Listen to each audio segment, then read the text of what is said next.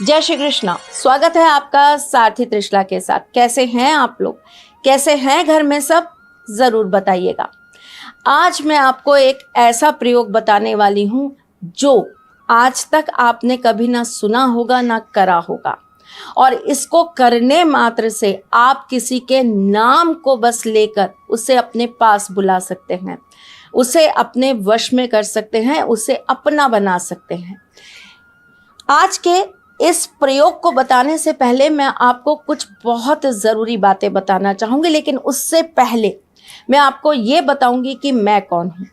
मैं आपके एस्ट्रोलॉजर हूँ, वास्तुशास्त्री हूँ, चेहरा भी पढ़ती हूँ, आवाज़ भी पढ़ती हूँ और हाथों की लकीरें भी पढ़ लेती हूँ। चूँकि आपकी सारथी हूँ इसलिए जीवन का सार देने चली आती हूँ।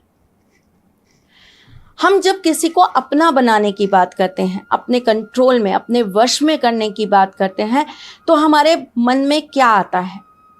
क्यों रखना चाहते हैं आप उस व्यक्ति को अपना बनाकर? क्यों उसके ऊपर वशीकरण करना चाहते हैं? क्यों वो व्यक्ति हमेशा के लिए आपका रहे? क्योंकि आप कहीं ना कहीं उससे प्रेम करते हैं। प्रेम अपने आप में ही एक बहुत बड़ा वशीकरण है। वो आपके कंट्रोल में हो, वो आपके पास आए, वो आपका बन के रहे, ये तो दूसरी बात है साहब। आप उस प्रेम में ऑलरेडी वशीकृत हो चुके हैं।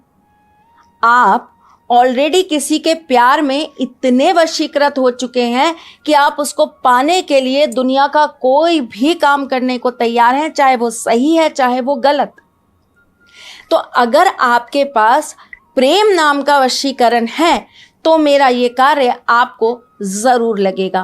लेकिन अगर आप उन छिछोरों में से हैं जो बगल वाली भाभी, फलाने की मामी, उसकी बहन, ये कार्य करना चाहते हैं सिर्फ और सिर्फ आकर्षण, सिर्फ और सिर्फ अपनी हवस को पूरा करने के लिए, सिर्फ और सिर्फ किसी लड़की को अपना बनाने के लिए, उसे खिलौना समझने के लिए, तो एक बात ध्यान रखिएगा, मेरा ये प्रयोग ऐसा आप पर पड़ने वाला है कि आप उसको छोड़िए, जीवन में कभी किसी को पा ही नहीं पाएंगे। नहीं विश्वास हो करके देखिएगा, किसी के काबिल नहीं रह जाएंगे। नहीं आजमाना तो अभी यहाँ से गेट आउट हो जाइए, क्योंकि यहाँ पर सिर्फ ये कार्य उनके लिए है जो प्रेम के अधीन है, और जो प्रेम के अधीन है वो मेरे गोविंद के अधीन है। तो ठाकुर जी के जो अधीन है उन बच्चों को आज कुछ ऐसा ही बताने वाली हूँ, लेकिन उससे पहले कुछ रोचक जानकारियाँ दूंगी। घर का मेन गेट हमारे जीवन के लिए सबसे ज़्यादा ज़रूरी ऊर्जा का स्रोत होता है। घर के गेट से ही हमारे जीवन की पॉजिटिव और नेगेटिव जितनी भी एनर्जी होती है उसका आना और जाना होता है। दिन के सूर्य उगते ही पॉजिटिव एनर्जी हमारे घर के अंदर बार बार जहां से प्रवेश करती है वो हमारे घर का मुख्य द्वार होता है, और संध्या के बाद नेगेटिव एनर्जी जो हमारे घर से निकलती है वो भी हमारा मुख्य द्वार होता है।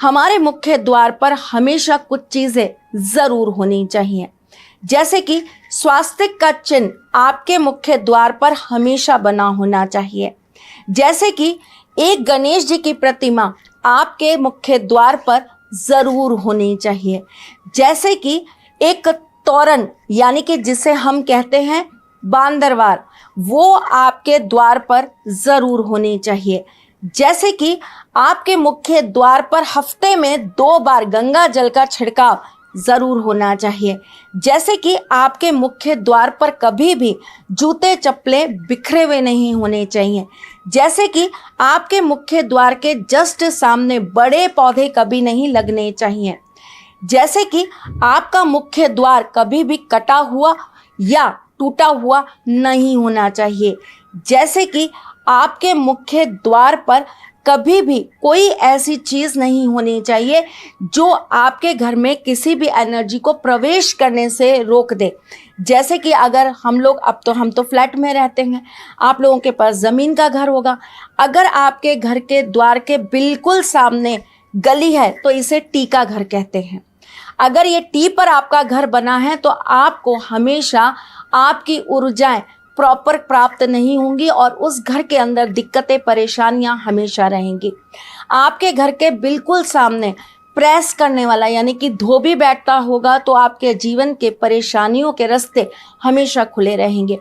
आपके गेट के बिल्कुल सामने कोई भी लोहे का खंभा होगा या बिजली का कोई खंभा होगा तो आपको दिक्कतें हमेशा महसूस होंगी, आपको पैसों की आर्थिक दिक्कतें हमेशा लगी रहेंगी। आपके घर के सामने अगर गड्ढा होगा या आपके घर के सामने कोई ऐसी जगह होगी जहाँ पर गंदगी डाली जाती होगी, आपके जीवन के अंदर प्रेम बिल्कुल नहीं बना रहेगा। आप बार बार इमोशनल सेटबैक से गुजरेंगे, आपके जीवन में हमेशा दिक्कतें आती रहेंगी और आप उन दिक्कतों में हमेशा इमोशनली अपने आप को बहुत ज़्यादा परेशान पाएंगे। आपके घर के अंदर बीमारियां कभी ख़त्म नहीं होंगी। अगर ये सारी चीज़ आपके मुख्य द्वार के सामने है और आप इसे बदल नहीं सकते, आप यहाँ से कहीं दूसरी जगह जा नहीं सकते, शिफ्ट नहीं हो सकते, तो आपको हफ्ते में 2 बार अपने घर के मुख्य द्वार पर आम की बनी हुई बांदरवार, आम के पत्ते की बनी हुई बांदरवार ज़रूर लगानी चाहिए।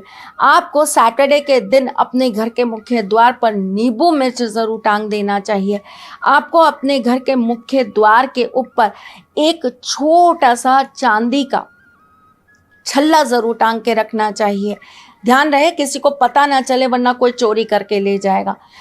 थोड़ा सा गुप्त रूप से ये कार्य कर सकते हैं आप। घोड़े की नाल ज़रूर लगा सकते हैं आप। ये छोटी छोटी चीज़ें अगर आप करते हैं तो आपके जीवन की ये सारी की सारी समस्याएं दूर हो जाती हैं। चलिए जी, आज का सारथी उपाय, अगर आप किसी से प्यार करते हैं तो ये चीज़ अपने मुंह में रख कर उसका नाम बोलिए, वो आपके पास तुरंत भागा चला आएगा। क्या करना है आपको?